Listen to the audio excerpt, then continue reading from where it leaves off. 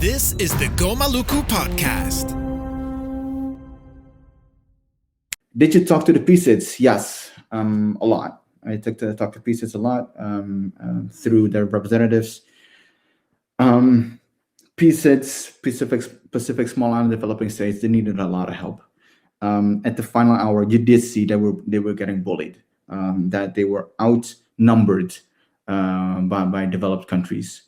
In the final negotiation, I got several texts from people from the PCIDs saying that, we need bodies, we're spread thin, please help us. But I only had an observer badge, and I was just waiting to be able to, that somebody says, hey, I give you a party badge, go in and help them out.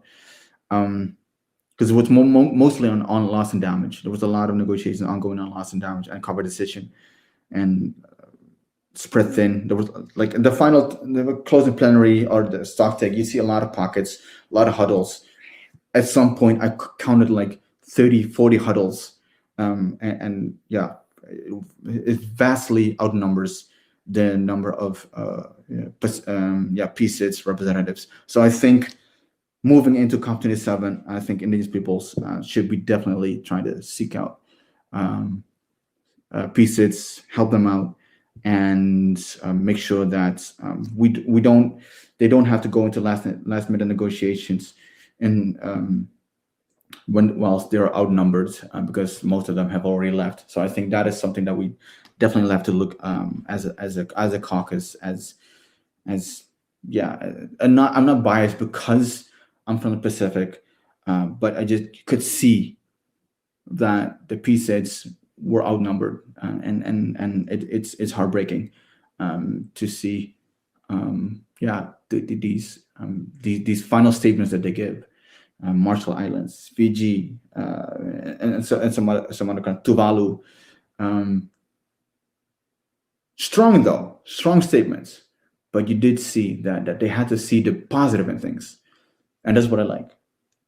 That despite all the adversities, Pacific Small Island Developing States saw the positive things. You have to see the positive things. You have to see the be optimistic, because otherwise you won't keep up. And when the water is literally up to your waist, because that's we saw Tuvalu present remarks from a live feed from Tuvalu, and the presenter was to his waist into the water.